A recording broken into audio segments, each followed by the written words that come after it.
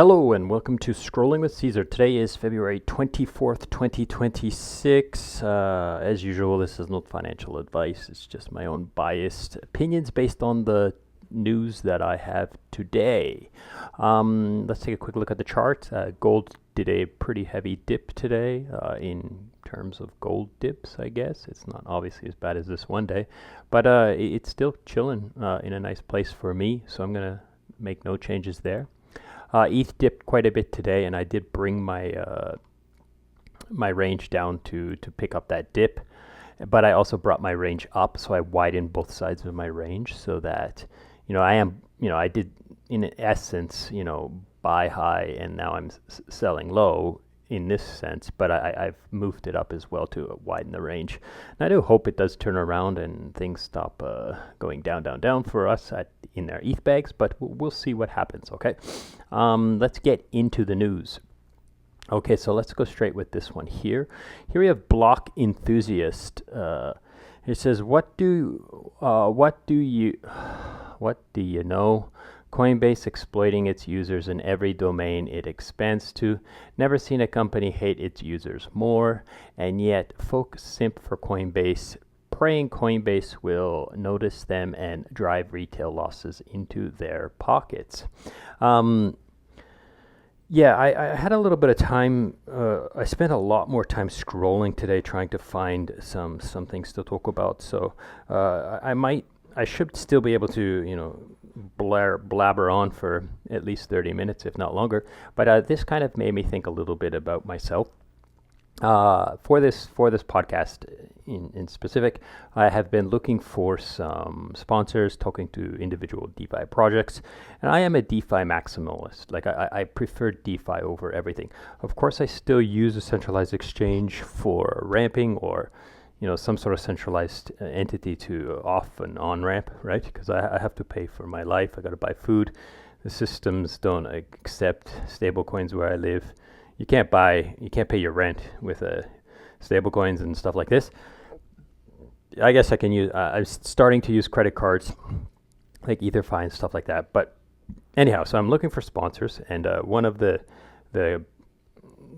agencies that I'm kind of talking to, they reached out to me, and I'm talking to them a little bit. They're like, hey, why don't you do what everybody else does and just start shilling centralized exchange affiliate links? And I'm like, yeah, I don't want to do that, right? I believe that centralized exchanges are extremely exploitative. The whole point of crypto is self-sovereignty, and if not your keys, not your coins, it's kind of an old meme, and it's kind of dead now. People don't really think about it too much, but I still believe in it, right? There is some safety in it, but at the same time, I still hear news all the time of oh, this centralized exchange froze my money, or Coinbase is asking me to before I can access my funds, I have to declare all of these dust transactions and who they were and who sent me this and all this kind of crazy stuff, right? And here we have him just saying basically Coinbase is basically exploitative. I do agree, Coinbase is giving people what they want, right? People want easy exposure to crypto. They don't want to manage their wallets. So there are people who use Coinbase or centralized exchanges and are happy with that, and they're willing to pay the fees to do that, right? So I don't think that's a terrible thing. But this Nix is talking a little bit more in depth about how some things are happening. So let's kind of read into what Nix says, and then we can see you'll see Block Enthusiast's point here. Okay, so using the Coinbase skill installs a server in your application library and keeps it running in the background even after you close the agent or terminal. I don't know what this Coinbase skill is, but sounds starting to sound like an AI agent. I'm going to have to click this open to read it more. It also continually sends metrics to Coinbase, including device information and a unique identifier, even if you've never create or log into a wallet. So basically they're collecting your data, right? And why are they collecting your data? I don't know. They could be selling it, they could be using it, they could be doing market research, they could be trying to front run you. Who knows? I don't really know where the exploiting of users is, except for the fact that I don't think people are aware that this is happening, and that it's probably set to default for this to happen. Okay, so it's just another example of like these companies doing things that's in the best interest of them as opposed to the best interest of the user. Now there might be a disclaimer. It might be one of those things like when you sign up, like read this like 16 pages of like warnings and do you agree or disagree, and everyone just scrolls to the bottom, agrees, and moves on, right? So like that's kind of the way apes are and stuff like that. But anyways, let's move on to the next one here. Here we have Gabriel Haynes raging out on Vitalik for continuing to sell the bottom. Now I did reach, like I occasionally I send, whenever Vitalik does this kind of stuff, I usually send a message, or like obviously I can't directly DM him, but I reply to his tweet or something and say, hey, listen, man, let me explain to you how I would do this. Because like I could sell his ETH for him and it wouldn't have any of this negative connotations. Maybe it would have a slight connotation because it would still be selling, right? But at least it wouldn't be him dumping on market at the bottom, right? Like it's very simple. Like I personally would tell him to use like either Uniswap, but I think the best option for this for selling tokens is Carbon DeFi, where you set a range order selling above the price, and as the price goes through that, it sells to a stablecoin, and it's not irreversible. It's like limit orders, but it's a range limit order, right? And then you can sell to interest-bearing stablecoins as well, so that while you're waiting, you're gaining interest on your US dollars, right? Now, maybe he doesn't want all of this smart contract risk, and that's why he's just doing, TWAP on Coinbase or on Cow Protocol, which is also nice, but people don't like it. And as you can see, Gabriel's basically ranting and screaming in his Gabriel way, but what he's saying is truly what people are feeling and thinking. Like, come on, dude, just stop selling, right? But I know he did say he was going to sell. He did tell everybody he was going to sell, and now he's just doing it, which is fine. But there are better ways to do things, okay? And that's like, it seems so strange to me that he doesn't know what's the best way to sell coins on Ethereum. And like this is like using cow swap, like TWAP is not a terrible way, or I guess it's not even TWAP, like maybe just DCAing out, right? But it's not a terrible way, but there are much better ways to do this, and like not having these negative connotations of selling the bottom, right? Anyhow, so that's that. I guess it would require a little bit of forethought as well on his behalf, like, oh, I need this money in the future, so I will sell it now. But anyhow, we'll see what happens. I don't think I'll have any effect on him. I'm too small time for his thoughts, perhaps. I don't know.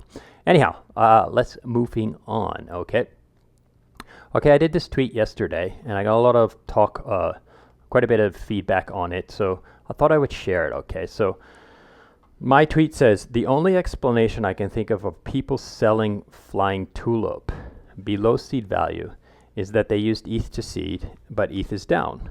But I don't think there was the possibility to use ETH to seed now that I've written this, or they're just ape brains.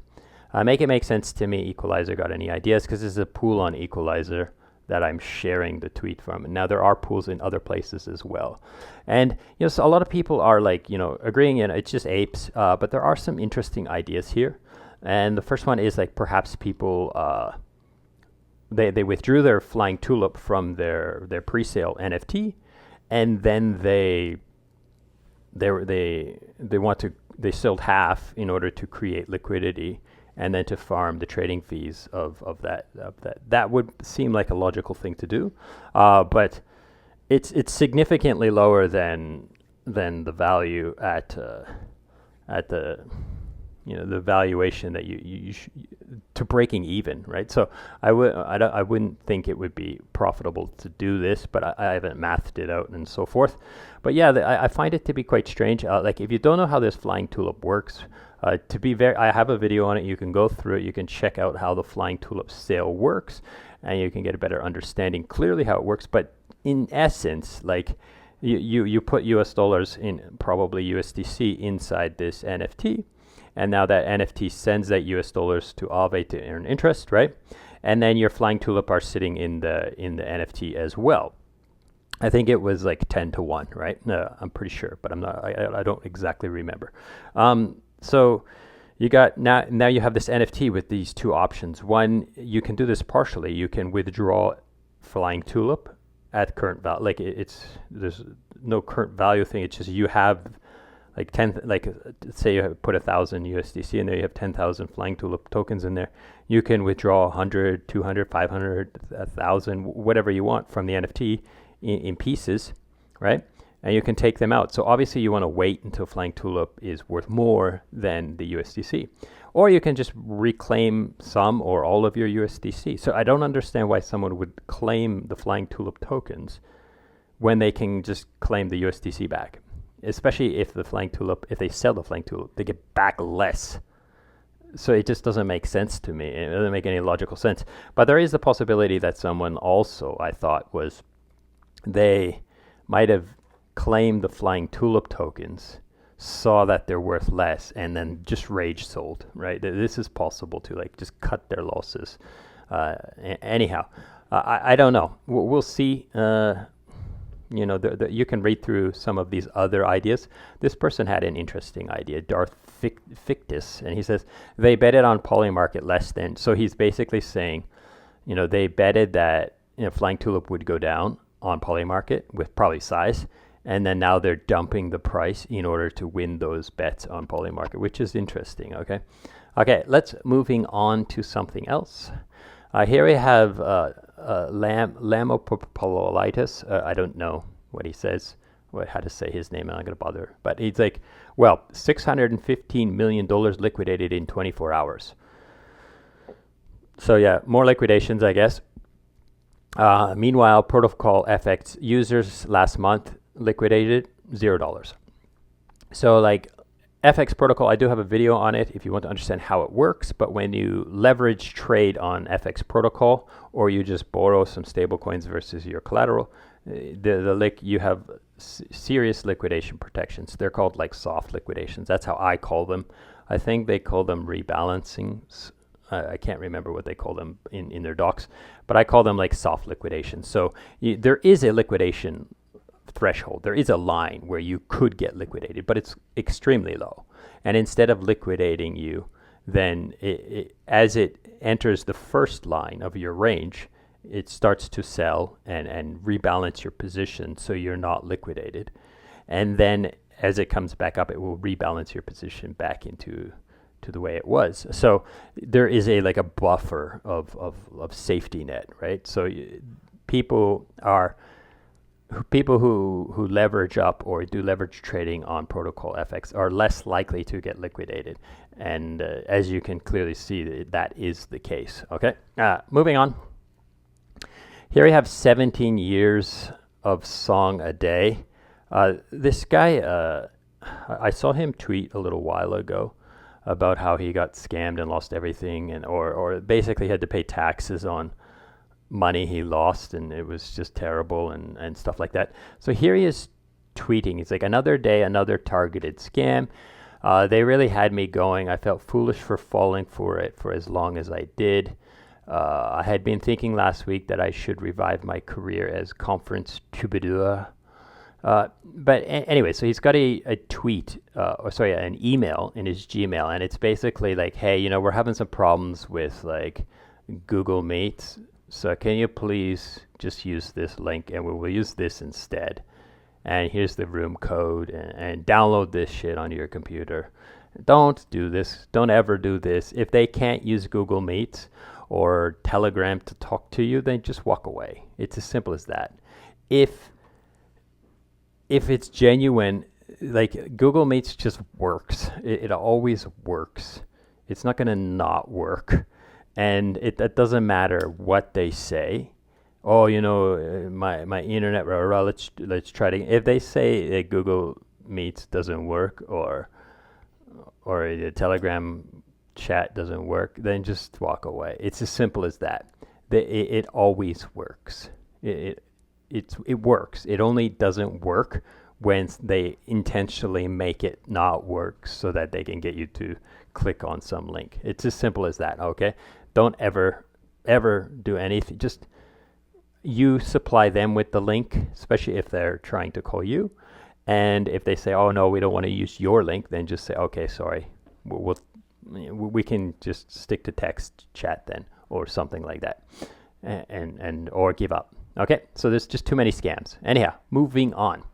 So here we have an article by DeFi Llama Research, and they interviewed Crypto Condom. Okay, Crypto Condom is he's one of my I wouldn't say he's one of my favorite, but I enjoy following him because he's pretty negative and gloomy, but he's not just throwing out meaningless FUD. It's not untrue. Okay, so he did an interview with the llama here. It's a pretty long article. It's basically like a script or whatever, like I don't know how to. I can't remember how to say this. The words on the tip of my tongue, but basically question answer, like the questions they ask them and his answers in text, right? But there's a lot here to read, but I can kind of give you his main points because I like what he says, and I kind of agree a little bit with some of them. So the first one he says is that the traditional altcoin cycle is dead. So we're not going to see this, like Bitcoin pumps, then ETH and L1s pump, and then DeFi coins pump, and then meme coins pump. He's like, this kind of stuff is over, and I agree with you for the most part because there's just way too many tokens. There's not enough money. There's no more like centralized like black boxes levering up DeFi coins. And, buying this. It's tough, right? It's tough times for that. Okay. He says ETH still has more pain ahead, so he does think ETH is going to drop more and more and more. And I guess it could possibly happen. I don't know. He kind of talks a little bit about how BTC is on its way down. The DATs and the whales are getting flushed out and stuff. And I don't know if it's going to go down much more. And you can read exactly what he says, but I just kind of trying to distill it so I don't have to spend 30 minutes just telling you his points. He says energy plus defense is the real super cycle trades of the decade. So defense, if you buy, he's buy war time stocks, or energy companies or uranium and stuff like this. Okay. He says 2026 prediction: crypto native companies start IPOing. So he's thinking that some companies that are successful, like something like Aave or something, they might just become stocks, right? Instead, I guess maybe, or maybe it's impossible for Aave to become a stock because it's already live, but maybe new companies that come out, they'll just, instead of tokenizing, they'll just stock and then tokenize, especially since tokenized stocks are a thing now, they could just IPO, get legitimacy, and then their stock could be traded as tokenized things. Okay, so I kind of agree with that. And he's like, only 3 cryptos worth holding long term: Bitcoin, Rollbit, and Ethereum. I'm a little bit skeptical on the whole Rollbit thing, but I just don't like it, right? I just don't like all of these kinds of things. But whether it's a bad investment or not, I can't say. But they've been around for 5 years. It's a gambling venue. People love gambling and stuff like that, and so forth. So you can read through this article and check it out. Check out his thoughts in more depth than what I'm sharing with you. Okay, so here I have a post by Liquidity Bold. So he's like, the best risk-adjusted yields on mainnet. The stability pools are roughly around 7% now. On since inception. So the average is 7% since they went live, which is fantastic, right? And 30% APR In the last 30 days, it's been 18% because of liquidations and so forth. I think it's pretty fantastic. Like, I wanted to show you this. Okay, so this is pretty cool. I might do a video on this to get to isolate this and put it as its own content. But take a look at this. Okay, so first of all, the average interest rate for minting with our ETH is about 2.73. Okay, and if you take our ETH's interest rate, which is approximately 2.42, they're comparable, right? Right now, it's a little bit more expensive. So your net borrow is less than 1%. It's like 0.3% or something like that right now. So if you put our ETH in here, your R ETH is growing by 2.4%, and then you borrow some Bold, and you're getting you're paying 2.7%, so that's a net of 2.4% roughly, right? You got to think into like pricing action of the R ETH versus the stablecoin, right? And then you put those stablecoins to work. You can put them in any of these stability pools and get those like these interest rates that are quoted here, which are slightly different than what were on that tweet there. Or you can put them into the Curve pool and get like 5, like right now it says 5%, or the Uniswap pool. So like you can put the Bold to work here, and if you put them in here, then you're reducing your exposure to Bold. If Bold does go below peg, then you can buy it back cheaper and repay your debt. Mind you, you'd have to pull out before it went lower, right? To some extent, right? But anyways, like if you see that Bold is above peg, then there's two awesome things you can do. One, you can put it in here and you're getting a bonus on depositing because Bold is worth more than USDC at that time. And then you're also like, you can reduce your interest rate because you can't get redeemed because Bold is above peg. But then you have to monitor this, right? You have to do it. You have to watch it closely, right? Because when it comes back down, then you're going to have to move it back. So you could even have your interest rate set to like 0.001 when it's above peg. And then as soon as it starts returning to peg, then you want to correct it to the average-ish, maybe slightly above the average. Okay, but anyways, so you can check that out and think about it. I love to see more people minting Bold into because I'm biased as crap on this. I like these guys. I like this protocol. It's immutable. It's unchangeable. It's one of the safest because of that reason.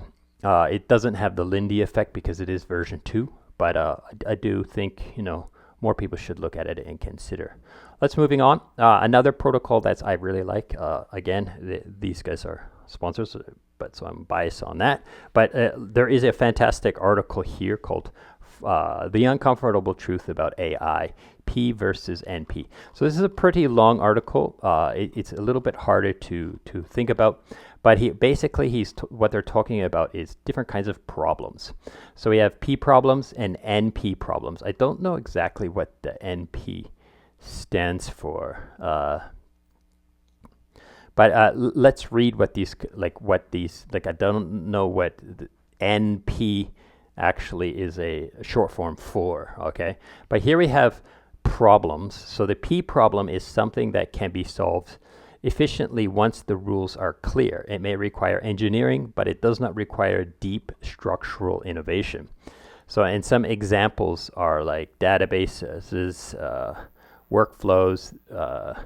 These are some examples that I have solved: accounting, automation, basic optimization. So these are problems that this article claims that AI is going to take over and solve much better than humans. Okay. And then we have non-problems, on the other hand, is different. NP problems are not hard because they haven't yet coded them yet. They are hard because the search space explodes, because the system is adversarial, because the environment evolves, because the equilibrium is fragile. So these are harder for AI to solve these problems because they generally require creativity. Okay, and if you think about it, like there's a very fantastic quote by I believe I heard Neil deGrasse Tyson say this, and he's like, as we expand our horizon of knowledge, our ignorance grows. Okay, so if you think of it like we know, if you think of it like everything we know is in a circle, right? And as that circle gets bigger, we know more. Then we see that we actually we can see more that we don't know. Because if you think about it, the outside of the circle of the stuff we don't know, our exposure, our perception of that, because we can see the horizon, we can't see past the horizon. That horizon of our ignorance grows in size. And that horizon is where humans achieve these NP problems. Whereas AI can only work with inside that circle with what we know.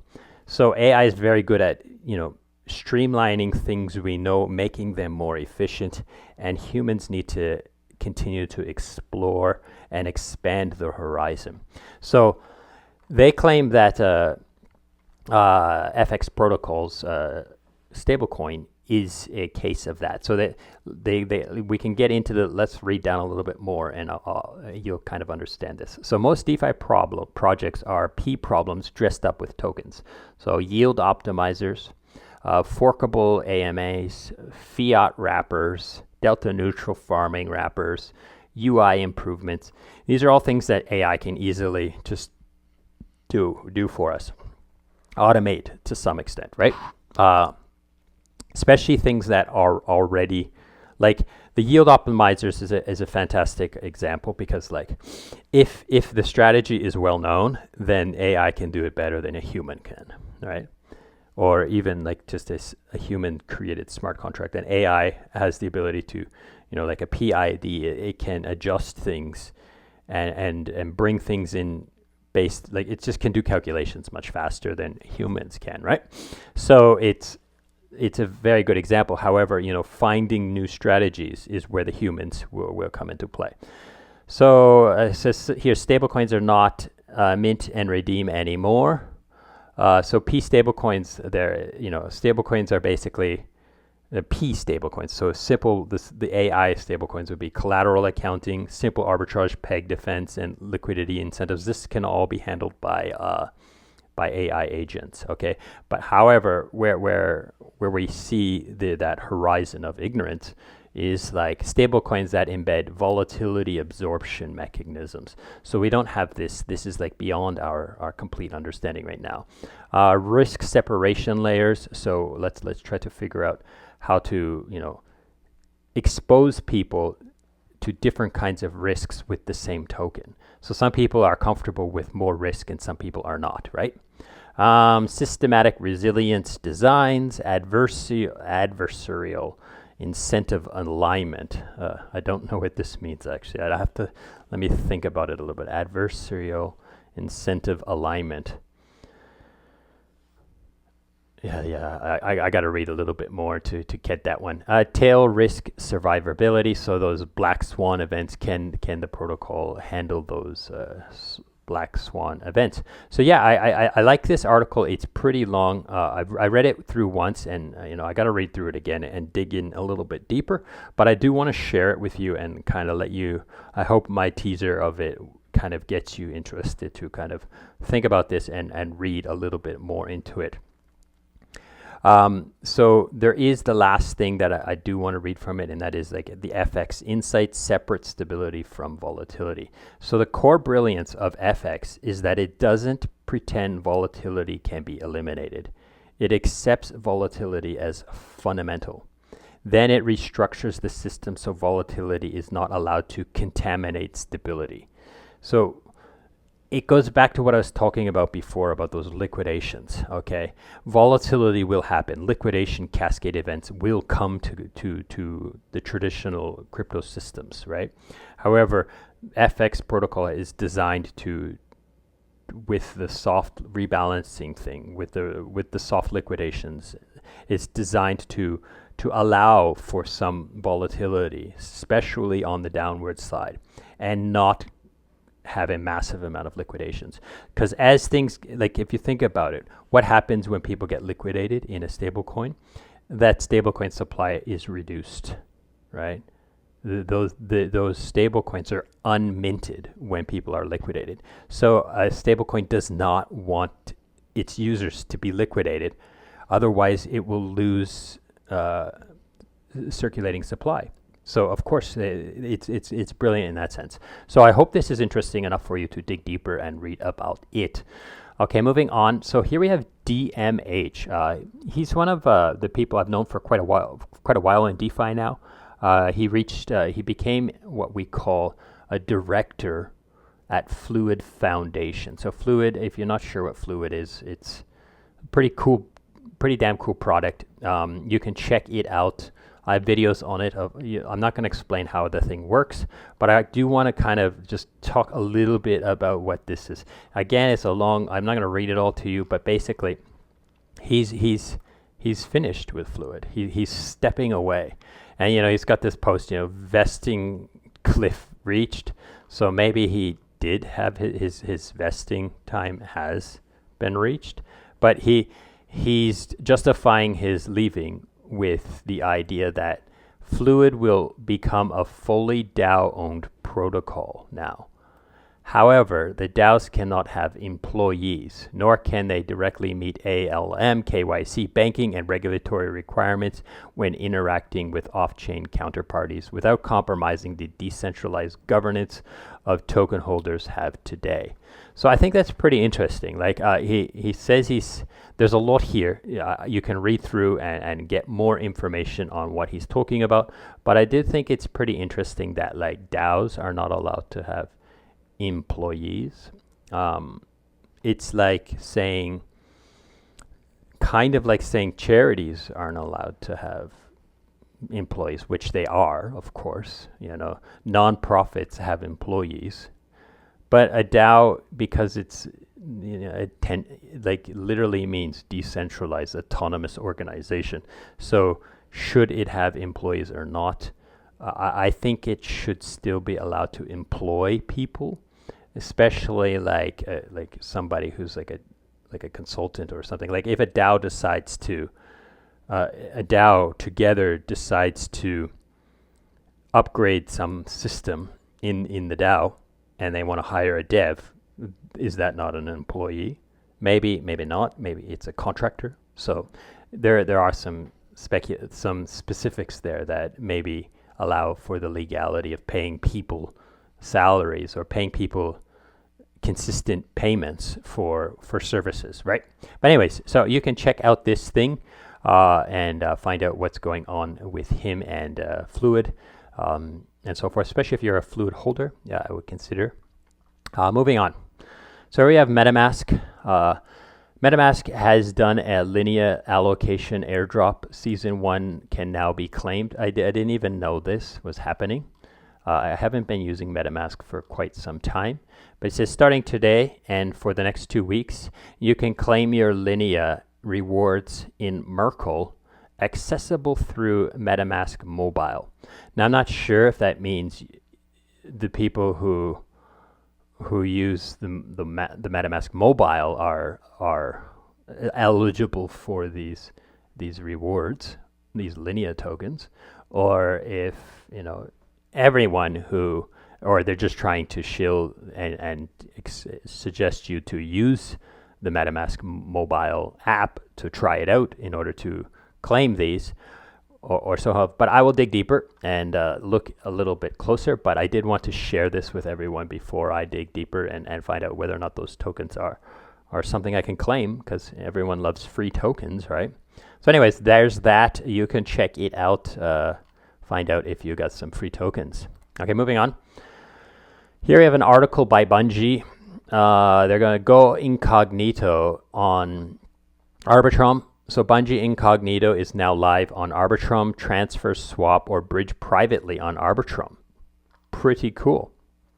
Again, look deeper, do your own research, find out if that's something you want to do. But I think it's pretty cool that like now you can bridge, swap privately on Arbitrum. Now I assume like maybe you can bridge in privately on Arbitrum or bridge out, but it has to be Arbitrum. But I assume, Bungie's a bridge. So it's going to probably put this incognito mode contracts on many chains. And these incognito, generally, the way privacy pools, as far as I know, work, they need liquidity. So you're going to need people to add liquidity, and maybe there's a token limitation. So you can read through this, do a little more research. There's just a little switch at the bottom, go incognito, and it says you can do stable coins like USDC and USDTO, so Tether and USDC, and some DeFi Pendle tokens, and check it out. I think it's pretty cool. More and more privacy is a fantastic feature, especially with something like bridging, and something that people do often. Okay, moving on. Here we have Igneous has a point here, and I like Mike's reply to this. Okay, so Igneous says Jane Street looking really bad here. They purposely dumped 80 million USDT on Curve after Terra withdrew 150 million USDT to migrate liquidity to a new pool. The sole goal was to depeg UST. So now this is pretty much all over Twitter. Jane's involvement in this liquidity pool stuff on Terra Luna's old dump is coming back to the surface. Things are coming out, and basically Terra withdrew 150 million UST, and at that time Jane Street dumped 80 million, and the peg was tested, right? So Mike replies to him and says something like this. Okay, it says, or they had risk controls like the serious hedge fund. When they saw Terra pull 150 million, they immediately exited their position so they wouldn't be left holding the bag. I honestly don't see anything wrong from the court docs that have been circulating. And then Igneous replies to him, I understand they knew about the LP migration and dumped before the liquidity was deposited again. So I don't know. It's speculation on what was the motivation of Jane. I highly doubt that Jane's motivation was let's kill Luna. I think it's Mike's logic sounds more logical to me than these guys were malicious and probably even took a loss because of pulling out a large substantial amount of money and dumping it at a time when liquidity was low. So anyways, so you can read through this conversation. He has his point, and then people's replies to them, and so forth. I don't know. I don't have a lot of thoughts on this, but of course it affected a lot of people. So there's a lot of ideas and a lot of opinions on this.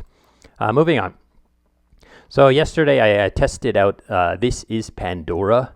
I made a silly market on This is Pandora. This is Pandora's pretty damn cool. Okay, it's I made my own question. It says, "Will Vitalik reply to me?" And I posted a post on X. I tagged Vitalik and asked him, what do you think about this? And then I made a market, and it was super easy. AI helped me to suggest how to format my questions so that I was it was undisputable, easy to solve for yes or no. There was a small warning that I got when I created this market, and that was after I could create this market, and then I could delete this tweet here, where I tagged Vitalik, and then the answer is obviously going to be no, right? Because I could delete this. So it did warn me that. Now, of course, there's a little bit of trust here because I haven't tweeted it, I haven't deleted it, and I'm not going to. But it was cool that it was telling me that, hey, listen, man, you guys, this is not a foolproof question, because Ceazor could delete his tweet before Vitalik has a chance to reply, right, in the 48 hours. So I thought that was still pretty damn cool, though. It was super easy and super fun and cool. And the market is still live, and it is trading.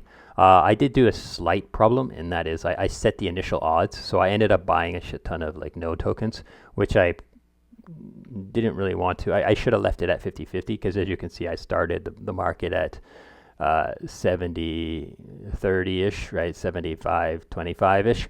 And then, people started trading it and so forth. Now, as you can see, the probability of yes is very low. And he still has almost more than a day. He still has like 1 day and 4 hours to come along and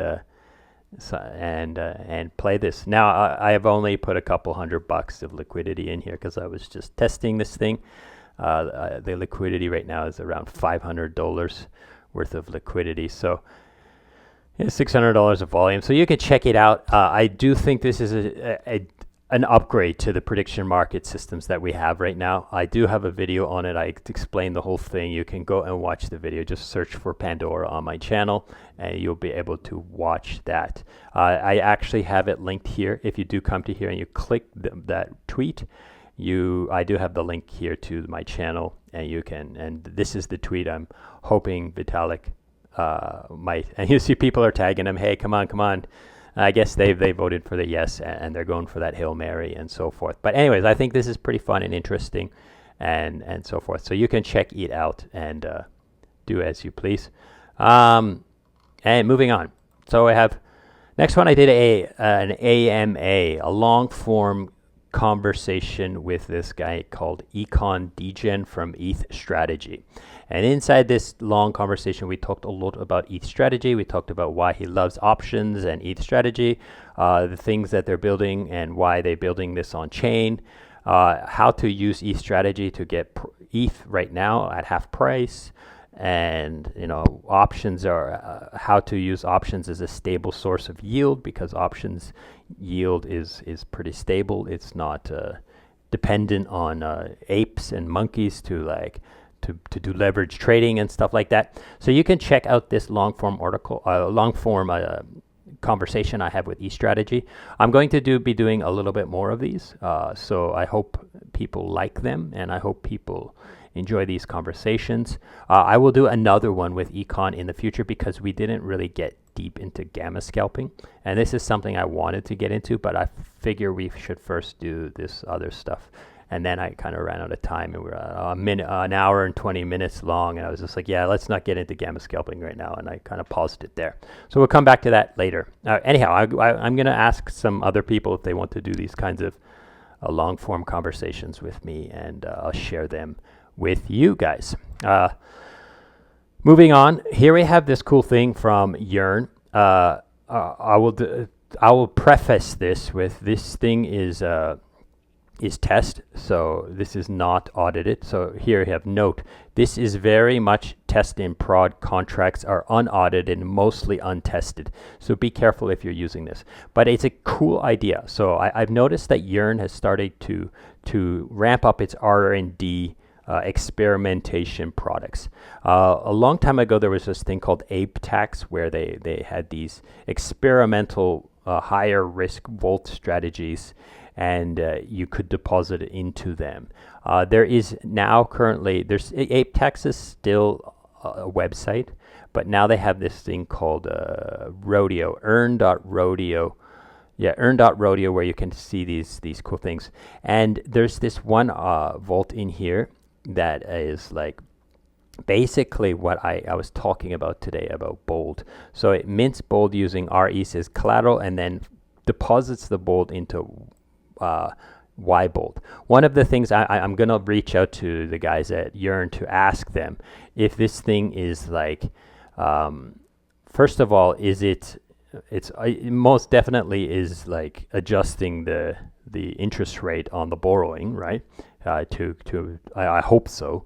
But also, does it have like, obviously it would have liquidation projection as well. So it would repay its debt if the LTV is getting into a risky situation. But I do want to confirm that. And again, these vaults are experimental and will likely be discarded when the tests are over. There's a good chance that you will lose your funds. So again, in Yearn style, don't put your money in here if you're afraid to lose it. Let them use these things in prod to test, build up something, and then when these things go to production, so actually go to the Yearn website, then they will be there, and you can then use them with the safety and knowledge that they have vetted them and done their long-term testing on these. But if this is something like it doesn't even declare the APY, so it's not going to attract people. But if you want to participate in Yearn experimentation, this is something you could possibly do. Okay, so right now there's like 2 ETH in there, 2 R ETH, and so forth. But you can check it out. So where was I? So back to this thing here. Shalags was talking about this LST loop. So yesterday we talked a little bit about like the LSTs. Looping strategies became unprofitable, and people were in a position where they were at a loss if they tried to, because they're paying more to borrow than they're getting because of the looping, right? The interest rate on Lido staked ETH is less than the cost to borrow ETH, but people looped it up, so then they can't unloop it without losing money because of the way it works. So they built this thing called Y Liquid. So people can then say, hey, listen, I'm willing to buy that debt off those people, buy those loop positions for ETH, or unloop it for them and pay some fees. So I don't completely understand how this thing works, and I do have to dig a little bit deeper. And this is, again, very experimental, so be careful, do your due diligence before you look at this. But it's the idea that I'm trying to portray today is that Yearn is starting to build things again that is, testing the expanding the horizon of our ignorance, right? So building new shit, right? And this is like a result of like that looping strategy stuff got broken or got unprofitable. So now they built this thing to kind of allow people to unwind at a cost. So you can unwind and reduce your risk, get out of those losing positions, but then you'll need to pay some interest. But it does say, like right here, current borrow rate is 10%. Like, I'm not sure. So you do your math. I don't do these loopings, so I don't have to worry too much about this. And I'm not going to dig too deep, but I do think this is pretty interesting tech to share with you guys. Last one we have is Rameses. I've got that, and then I've got the closing tweet. So I got 2 more. So Rameses is they've got this thing now where it's like we will judge you. We will only judge you a little bit if you want swap fees only. We won't judge you at all if you're for searching for fee sharing pools. We'll also cheer for you if you want emissions only. So what I'm taking from this, I've been looking for it. I actually haven't been able to find this, but I'm going to look a little bit deeper, but I can explain to you what this is. If you go to any kind of DEX, generally speaking, you don't have a lot of choice. It's like you deposit in this liquidity pool and you get fees or you get emissions. And if you decide you want fees, you lose some of your fees, and that's it. But here they're allowing you to make some choices. I want fees only, or I want emissions only, or I want some sort of like half and half, which is pretty cool. Okay, so like this is what I like about Ramses is they like to produce new tech based on what users are saying they want and want to be able to do. And here's a fantastic example of that. Okay, the last tweet today, the closing tweet, is by Sherlock Huddles. He's got this nice cool meme. I'm trying to listen to the music. So pretty 80s, pretty cool music. You can watch this thing and read it. But let's read what he says. Life is effing electric, bro. Don't fall for the doomer shit. That's for losers and normies scared of their own shadows. Walk around like God sent you and smile at everyone you see. Spread light and abundance. Build things and take chances. This is the best time in history. So yeah, just be positive. Try not to be like always gloomy. Like being on X is pretty down. I'm since I started this podcast, I've reduced my X exposure quite a bit, and I feel much better as a result of it. I do have a little bit of monetary considerations. Like I'm thinking about going back to work, polishing off the resume, so to speak, and that kind of, creates some cortisol, some stress in my life and stuff like that. But just trying to be happy and smiling. And he's got like all this video of like Brad Pitt smiling and all these people smiling and having a good time and just chilling and being happy, right? So try to be positive. He's basically trying to say, and that's what I want to close today's pod with. So thank you so much for listening, and goodbye.